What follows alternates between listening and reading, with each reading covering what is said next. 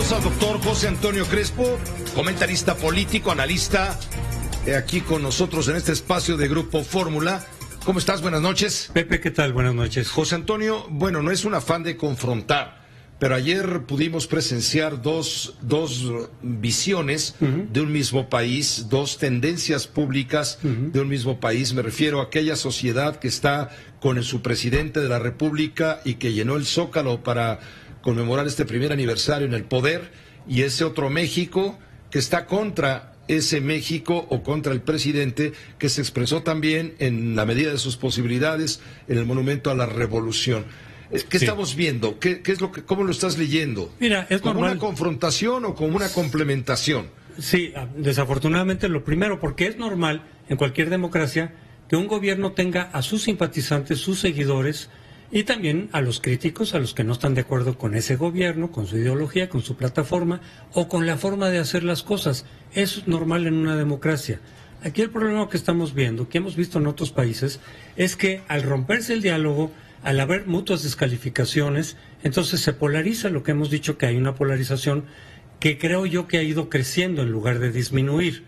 Después de una elección en donde normalmente hay polarización, quien llega al poder generalmente recurre a un discurso conciliador, ya como jefe de Estado de todos, y todas las cosas se pueden ir aminorando, se pueden ir, nunca van a estar de acuerdo, acortando. Sí, nunca van a estar necesariamente de acuerdo en todo, pero puede haber un diálogo racional, un diálogo en busca productivo, de la concordia. Sí, a partir de argumentos, a partir de razones, pero aquí no, porque aquí López Obrador ha mantenido su discurso, no es el único responsable, pero el jefe de Estado influye mucho más que cualquier otro ciudadano. Sin duda. Aunque sea un comentarista importante, aunque sea un líder de oposición, quien más tiene influencia es el jefe de Estado, porque además tiene una gran cantidad de seguidores y lo siguen puntualmente lo que él dice.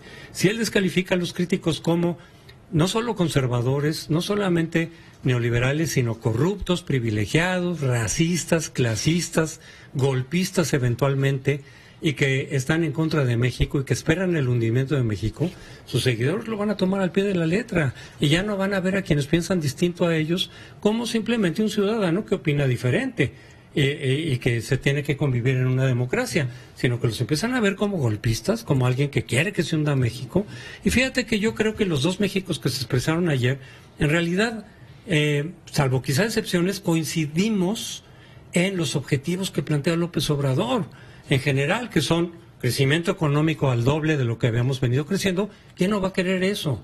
Que se acabe la corrupción en serio, que se erradique, claro que estamos de acuerdo, que se acabe la impunidad, que haya más justicia social, que haya mejores oportunidades para grupos sociales marginados, que haya mayor número de empleos, que haya más seguridad y que México se serene. Claro que estamos de acuerdo. Entonces, ¿en dónde surge el desacuerdo? En la forma de hacer las cosas, en los cómo, en los medios que utiliza este gobierno para alcanzar esos fines. Y ahí es donde surgen, digamos, muchos expertos, organismos cívicos, científicos y líderes opositores o analistas políticos y económicos que dicen, a ver, es que esa forma no es la adecuada por tal y tal y tal y tal razón. Ayer, después de la convocatoria en el Zócalo de la ciudad, donde sabemos, los que hemos visto la política a lo largo de varios años, sabemos cómo se dan esos tipos de movilizaciones desde el poder, en fin, estábamos viendo que al terminar hubo una gran cantidad de programas de televisión, de análisis de lo que acababa de pasar en el Zócalo de la ciudad. Sí. Unos a favor, otros contestando, otros preguntando. Sí. El Heraldo de México, Heraldo Televisión, Milenio Televisión, en fin, gran cantidad.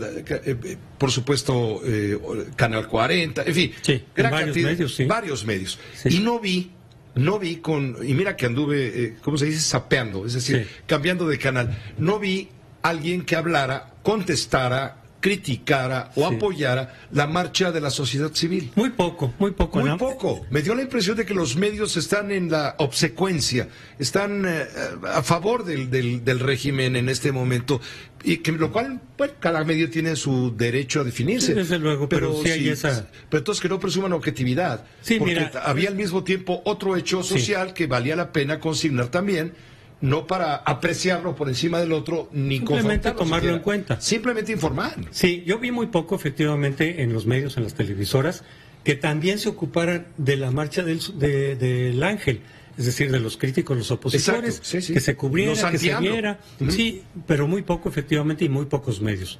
Muchos de ellos se concentraron exclusivamente en lo que estaba pasando en el Zócalo, y muy pocos de pronto también dijeron, ¿y qué está pasando en el Ángel y en el Monumento a la Revolución? Quienes preguntábamos eso queríamos ver qué está pasando allí, ¿no? Por supuesto que sí. Y luego ya en la reflexión de las mesas, en la que yo estuve, Pepe, en el Heraldo, sí se habló algo de qué pasaba del otro lado. Cuáles eran sus propuestas, cuáles eran sus críticas, qué pasaba con la oposición en general, porque efectivamente la oposición tiene un grave déficit.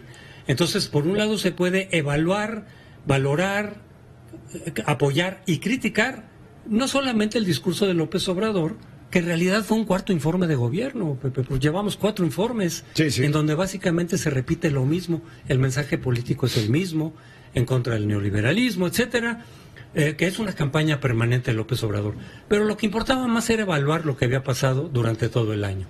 Es decir, más allá del discurso político de López Obrador, que ya nos lo sabemos de memoria, era realmente qué pasó en lo económico, qué pasó en la seguridad, qué pasó en generación de empleos, qué ha pasado en el combate a la corrupción, cómo se está haciendo, la austeridad se está llevando a cabo de manera adecuada o no. Es decir, los logros posibles y más allá de las metas, que repito, son deseables, qué resultados está arrojando este gobierno durante el primer año. Mi posición, Pepe, ha sido, así lo he dicho, que el primer año no puede determinar a todo el sexenio necesariamente, pero hay que evaluar lo que pasó el primer año. Por ejemplo, en materia económica fue crecimiento cero. ¿Eso quiere decir que todo el sexenio vamos a tener crecimiento cero o menos? No necesariamente. No necesariamente. En muchos gobiernos neoliberales hubo años muy malos, incluso peores que este. Y sin embargo, después en el promedio se tenía 4% de crecimiento, por ejemplo, con Salinas de Gortari, 3.5% con Zedillo, por arriba del 2% con los demás gobiernos. Entonces, no necesariamente el primer año marca, pero eso no quita que no se evalúe lo que pasó en este primer año, sus resultados, el saldo me parece que es negativo, y en todo caso de lo que se trata es de explicar qué es lo que nos llevó, por ejemplo, al 0% de crecimiento, para que veamos que se tenga que cambiar. ¿Qué tiene que cambiarse para que no sigamos en ese crecimiento tan bajo y por el contrario recuperemos el crecimiento del 2% por lo menos y se proyecte, si es posible, al 4%, que es lo que ofreció López Obrador, Pepe? José Antonio, gracias por tu análisis. Pepe, muy buenas noches.